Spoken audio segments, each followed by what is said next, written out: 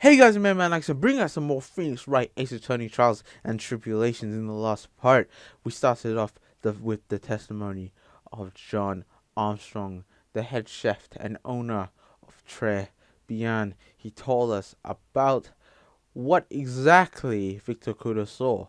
Um, there's a little bit of confusion, ladies and gentlemen.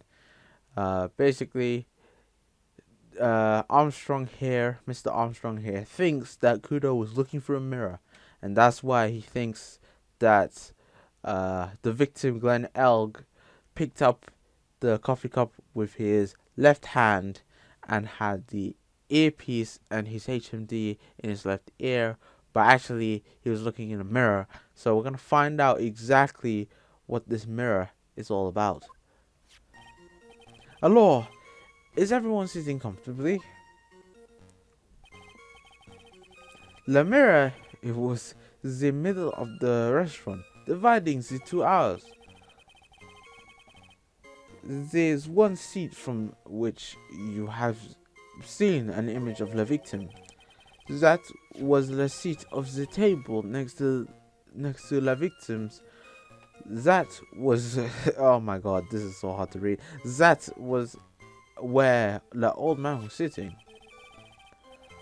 After the terrible incident, I moved the mirror so it was it was not in the way. I'm not gonna speak it normally, but naturally I did not touch anything else because I don't think this guy is actually French. I see, no problem with the explanation we have just heard. From the table next to the victims, Mr. Kudo could have seen the victim in the mirror. What a naughty little croquet. I'm confusing all the men like this. Don't worry about it. We can keep up, except for the guy breaking out in a sweat cold over there. Again. I hate this guy. I don't really like him either. He drinks too much coffee, man. He must be like 75% coffee instead of 75% water, like most people are. Or is it 80? I forget. I think you are. I think human beings are mostly 75% water. I think that's where it comes from. So run this by me again. The mirror was here, correct? We? Really? Because I know if I were you, I wouldn't have put a mirror there. It would have been in the way. Look who's talking, right? You're observing my view among other things. But this is my seat in the courtroom. Tribulations' charm is that it gives you the impression that you're the only customer. Temporarily placing a mirror in that spot would hardly be in the way. Unlike you, Wright. I tell you, monsieur, the mirror was there in... oh man, I tried to read it normally, but... man, I'm stuck between a rock and a hard place. I don't know whether to read this normally or whether to read this like he's actually saying it. The mirror was there in the middle of the restaurant. There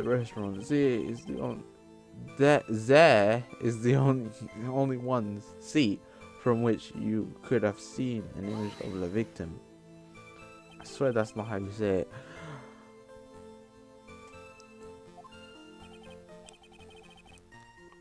Oh la la, look at you lean towards me. I always attract the younger boys. Maybe I should keep you in suspense a little longer. Oh, I don't... Oh, no. No. Like, I don't swing that way, man. I expect the older ones too, handsome. Handsome. Shall I teach you too? Shut up, man. Get on with it. I'm already seeing a very hot someone, so I'm afraid you'll be waiting for a long time. I bet she has a mocha cream skin and cappuccino perfume. Bien, I will tell you, there was only one seat from which you could have seen. Okay, next to the table, we know about that. Oh god, I forgot to press it. I go back.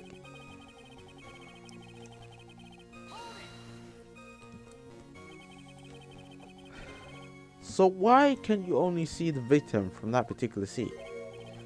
Mais, monsieur, it is obvious, no? If you look at the plans, you will understand. The victim will have been reflected in the mirror like so. If you're sitting at a table next to him, you would see everything, no? So that's the seat of old CD was sitting in on that day when the poisoning happened. The old man was sitting at the table next to the victim. Why does that seem kind of odd?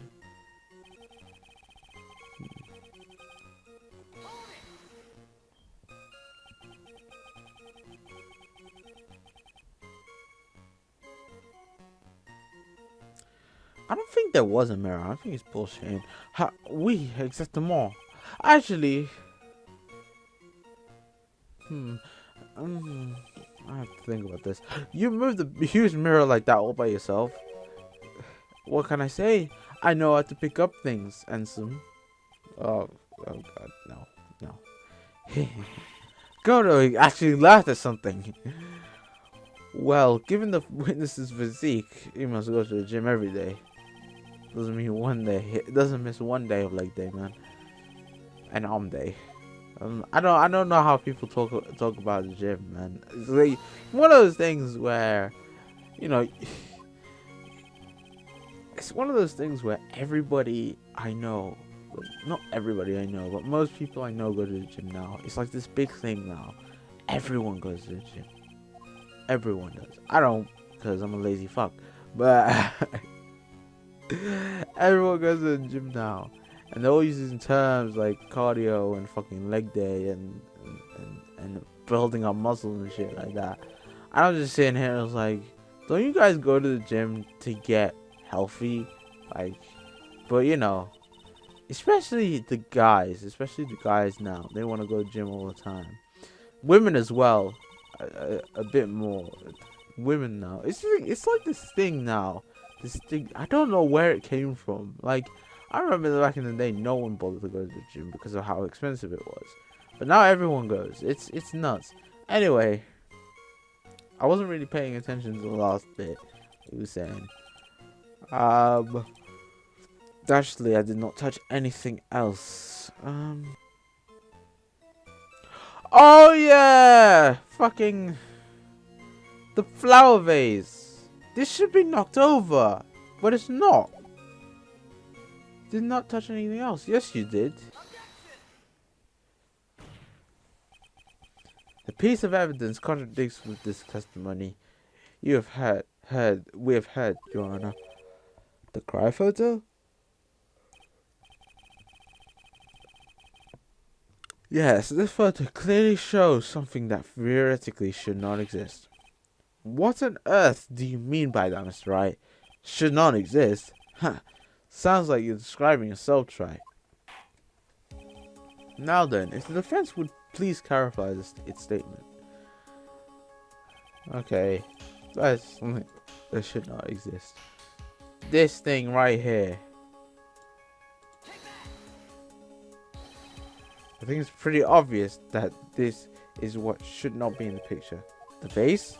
What possible connection does that have with the witness testimony? Your Honor? I'm telling you that there should not be a vase on this table, because it very clearly contradicts this piece of evidence. That piece of evidence is Victor Kuro's testimony. When the incident occurred, I broke the vase at my seat. I am sorry. Suck it! There is one thing that was clearly demonstrated by yesterday's testimony. Mr. Kudo broke the vase that was sitting on the table where he was sitting. I read that completely wrong. I apologize. And yet, as the court can see, there is an unbroken vase on the table next to the victim. Why? Because Mr. Kudo was not, in fact, sitting at the table next to him at the victim at all. He was sitting across him on the other side. Don't be an idiot, right? That's impossible. that she's the only one Kudo could have seen the victim's reflection from. Exactly. There's only one conclusion we can draw from this contradiction. There was no mirror in Trebian that day. Your testimony, Mr. Armstrong, is an elaborate lie. Mon Dieu.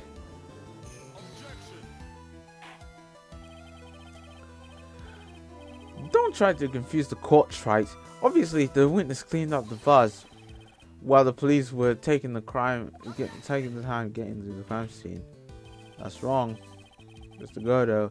That doesn't quite work for me. Mr. Armstrong already testified to the contrary in his own words. I did not touch anything else except the mirror. Getting steamed up. Well, witness, what do you have to say for yourself? I was right. There was no mirror in the restaurant that day. In light of this revelation, we return back to the original problem. Why did the victim have an earpiece in an ear which he couldn't hear? You only get one shot in life. There's no turning back.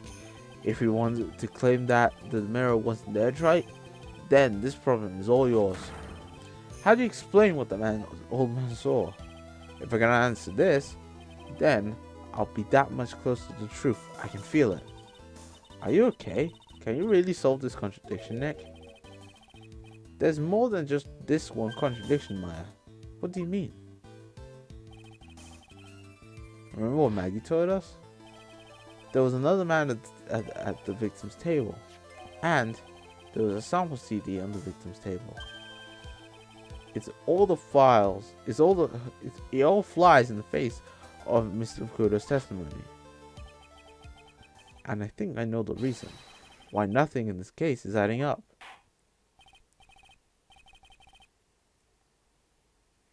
Well, Mr. Wright, let's hear your answer.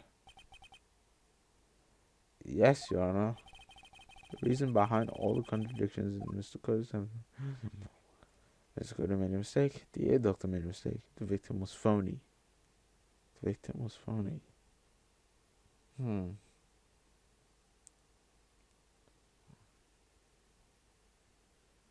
another man at the table. I'm not sure about this.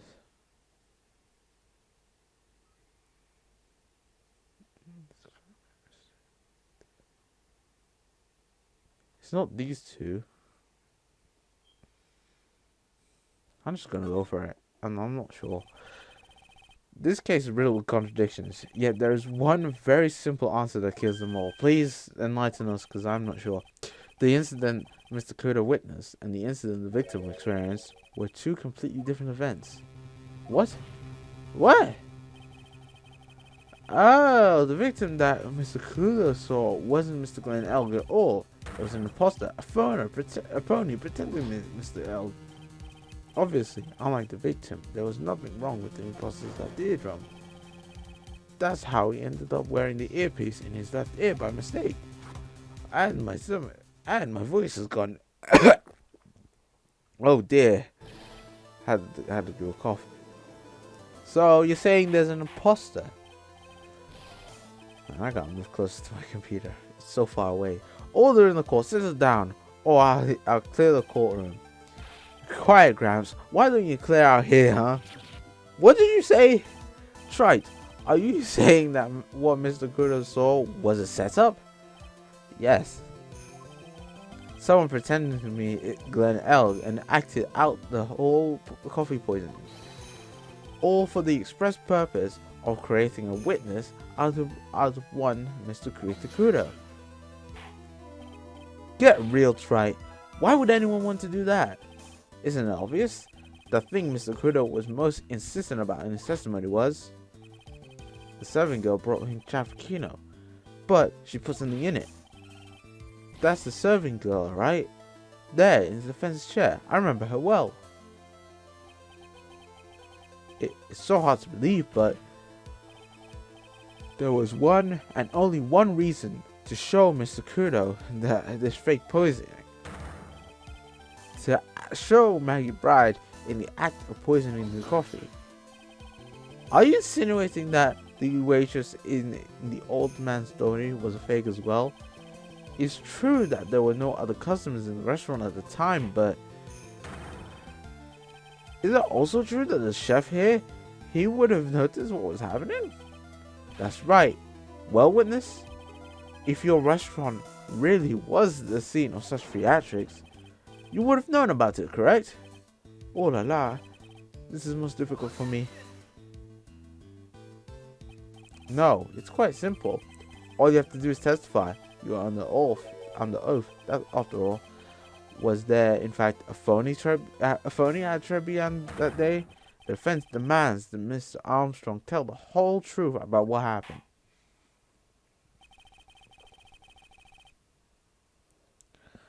The defense requests the additional testimony. The defense's request for additional testimony is accepted. You will accurately explain in detail the events of the restaurant that day.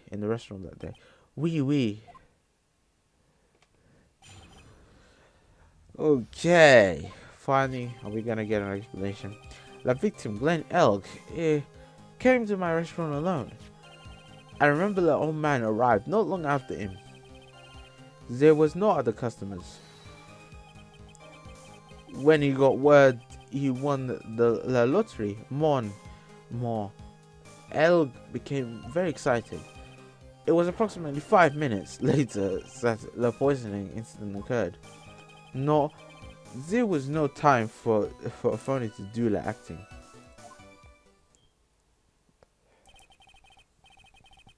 Just so we're clear, there was no mirror in the restaurant at all. Je vous demande pardon. Forgive me, Your Honor. I lied because I wanted this mess to be cleared up quickly. What you've just done is commit perjury, Mr. Armstrong. I'll decide how to punish you later. For now, we will hear your cross-examination, Mr. Wright. You took the perjury charge a bit too well.